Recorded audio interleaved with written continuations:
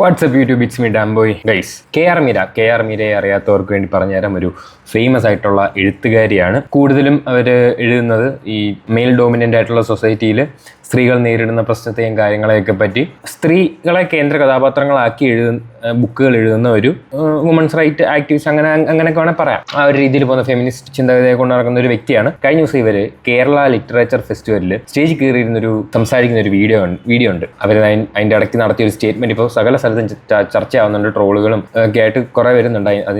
അങ്ങനെയാണ് ഞാനും കാണുന്നത്. കഷായം ഗ്രീഷ്മയെ ന്യായീകരിക്കുന്ന പോലെ ഒരു സ്റ്റേറ്റ്മെന്റ് ഇവർ നടത്തിയിട്ടുണ്ട്. നമുക്ക് ആദ്യം ആ സ്റ്റേറ്റ്മെന്റ് കേൾക്കാം, എന്നിട്ട് ഇതിനെപ്പറ്റി സംസാരിക്കാം.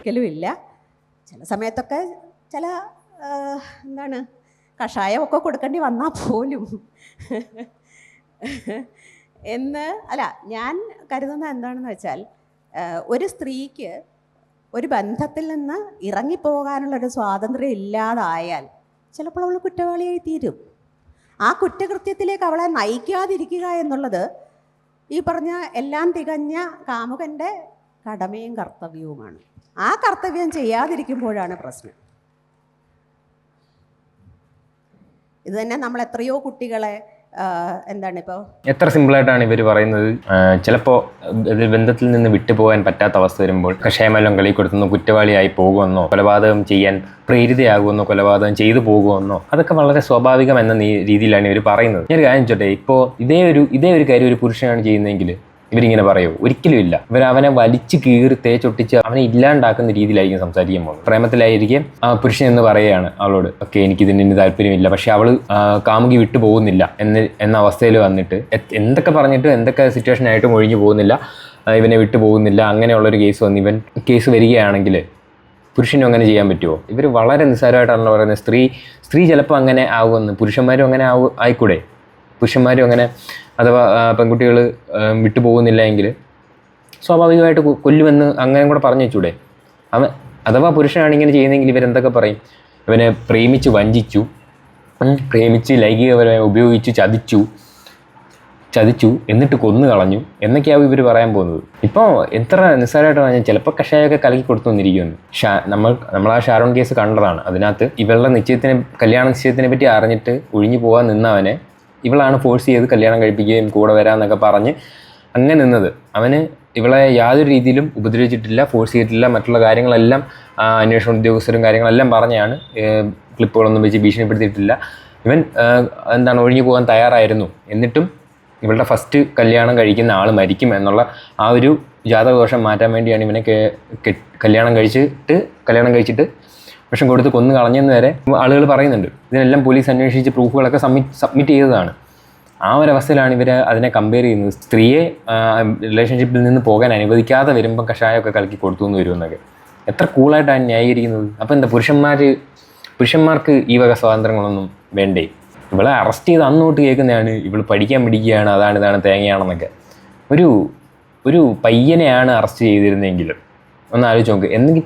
അവൻ ഏതെങ്കിലും ഒരു കുട്ടിയെ ആത്മഹത്യ ചെയ്തു, ഈ റിലേഷൻഷിപ്പിലെ പ്രശ്നങ്ങളൊന്നും അല്ല, ഇവനൊന്നും ചെയ്തിട്ടില്ലെങ്കിൽ പോലും ഒരു കുട്ടി വല്ലതും അങ്ങനെ എന്തെങ്കിലും ഒന്ന് ആത്മഹത്യയോ എന്തെങ്കിലും നടക്കുകയാണെങ്കിൽ ആദ്യം ഇവനെ ഈ കാമുകനെ അറസ്റ്റ് ചെയ്തിട്ട് പോലീസുകാരും സമൂഹം മൊത്തത്തിൽ ട്രീറ്റ് ചെയ്യുന്ന ഒരു രീതി നമ്മൾ ഒരുപാട് കണ്ടിട്ടുള്ളതാണ്. അവനെ വലിച്ചു കീറും. ആരെങ്കിലും ഇന്നേവരെ പറഞ്ഞിട്ടുണ്ടോ ഇവൻ നല്ല പയ്യനാണ്, പഠിക്കാൻ മിടുക്കനാണെന്നൊക്കെ? അവളെ കൊന്നു. അവൻ ഇവൻ കൊലപാതകയാണ് എന്ന് പ്രൂഫ് പോലും ഇല്ലെങ്കിലും, വെറും ആരോപണം മാത്രമുള്ളെങ്കിലും സമൂഹം കംപ്ലീറ്റ്ലി അവനെ കൊലപാതകം എന്ന രീതിയിൽ എഴുതി തള്ളും. ആ സ്ഥാനത്തൊരു ഗ്രീഷ്മ ആയി കഴിഞ്ഞപ്പോൾ പോലീസുകാരടക്കം പറഞ്ഞ് ഇവൾ പഠിക്കാൻ പിടിക്കുകയാണ് അതായതാണെന്നൊക്കെ. ഇപ്പോൾ ഇവരും പറയുന്നു സ്ത്രീകളെ റിലേഷൻഷിപ്പിൽ നിന്ന് ബ്രേക്കപ്പ് ആവാൻ അനുവദിച്ചില്ലെങ്കിൽ കൊലപാതകിയാവും സ്വാഭാവികമാണെന്നൊക്കെ. പുരുഷന്മാരുടെ കേസിൽ ഇത് തന്നെ പറയുമോ? ഞാൻ നേരത്തെ ചോദിച്ച പോലെ പുരുഷന്മാരെ ഈ ഒരു റിലേഷൻഷിപ്പ് ബ്രേക്ക് ചെയ്യാൻ അല്ലെങ്കിൽ ഒത്തുപോകാൻ പറ്റാത്ത അവസ്ഥയിലും ബ്രേക്ക് ചെയ്യാൻ പെണ്ണ് സമ്മതിക്കുന്നില്ല എങ്കിൽ, ഒരു പുരുഷൻ ഇങ്ങനെ ചെയ്യുകയാണെങ്കിൽ, പുരുഷനാണ് കഷായം കലക്കി കൊടുത്തിരുന്നതെങ്കിൽ ഇവരിങ്ങനെ വന്നിരുന്ന് പറയുമോ അത് കുട്ടി അങ്ങനെ വിട്ടു പോകാഞ്ഞിട്ടാണ് അവൻ കൊടുത്തത്, സ്വാഭാവികമാണ്, കുഴപ്പമില്ലെന്നൊക്കെ ഇവർ വന്നിരുന്ന് ഇങ്ങനെ പറയുമോ? ഒരിക്കലും ഇല്ല. അവനെ ഈ സൊസൈറ്റിയിലുള്ള സകല പുരുഷന്മാരും തെറ്റ് ചെയ്തപോലെ ഇവർ വലിച്ചു കീറി ഘോരം പ്രസംഗിക്കും. ഫെമിനിസം ഒക്കെ ആവും, പക്ഷേ അത് കംപ്ലീറ്റ്ലി അവരെന്ത് ചെയ്താലും ന്യായീകരിക്കാൻ അതിനെ ഉപയോഗിക്കരുത്. ഇതുകൊണ്ട് മാത്രമാണ് അങ്ങനെ ചെയ്തത് എന്നാണെന്നും അതൊക്കെ എങ്ങനെ അംഗീകരിച്ചു കൊടുക്കാൻ പറ്റും?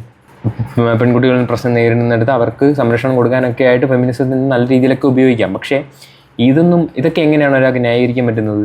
അവൻ അങ്ങനെ ചെയ്തതുകൊണ്ടല്ലേ അത് സ്വാഭാവികമാണെന്നൊക്കെ എങ്ങനെ പറയാൻ തോന്നുന്നു?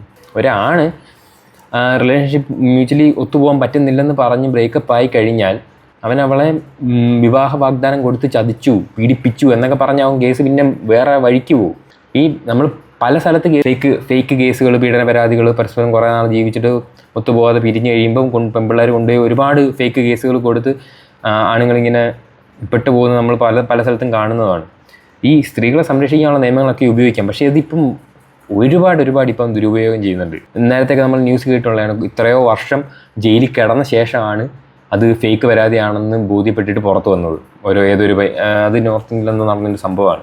ഒരു സ്ത്രീ ചെയ്തു കഴിഞ്ഞാൽ അത് നിസ്സാരവൽക്കരിക്കാൻ ഓരോ കാരണങ്ങൾ, അത് പുരുഷൻ വിട്ടുപോകാൻ സമ്മതിക്കാഞ്ഞത് കൊണ്ടാണ് ചെയ്തതെന്ന് പറഞ്ഞ് നിസ്സാരവൽക്കരിക്കുക. അതേ സ്ഥാനത്ത് അതൊരു പുരുഷൻ ചെയ്തു കഴിഞ്ഞാൽ അതിനെ നിസ്സാരവൽക്കരിക്കാനും ആരുമില്ല, ഒന്നിനും ആരുമില്ല എന്ന രീതിയിലാണ് ഞാൻ പറയുന്നത്.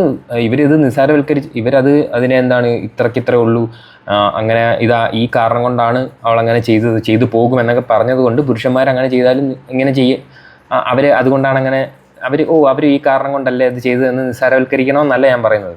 ആര് തെറ്റ് ചെയ്താലും അതിനനുസരിച്ച് അവർക്ക് ശിക്ഷ കിട്ടണമെന്ന് തന്നെയാണ്. പക്ഷേ പെൺകുട്ടികൾ അത് ചെയ്യുമ്പോൾ മാത്രം അവരെ ന്യായീകരിക്കാൻ കുറേ ആളുകൾ വരുന്നത് എനിക്ക് അംഗീകരിക്കാൻ പറ്റത്തില്ല. അതിപ്പം പുരുഷൻ ചെയ്താലും ന്യായീകരിക്കാൻ പാടില്ല, സ്ത്രീകൾ ചെയ്താലും അത് ന്യായീകരിക്കാൻ പാടില്ല. അവർ ചെയ്തത് തെറ്റാണെന്ന് പ്രൂവൺ ആയി കഴിഞ്ഞാൽ രണ്ടുപേരെയും ഇങ്ങനെ ഇതുപോലെ ഈ പറഞ്ഞ പോലെ അതുകൊണ്ടാണ് ചെയ്തതെന്ന് പറഞ്ഞാൽ നിസ്സാരവൽക്കരിക്കേണ്ട യാതൊരു ആവശ്യമില്ല. രണ്ടുപേരും ഒരുപോലെ തന്നെ ട്രീറ്റ് ചെയ്യണം, ആണായാലും പെണ്ണായാലും.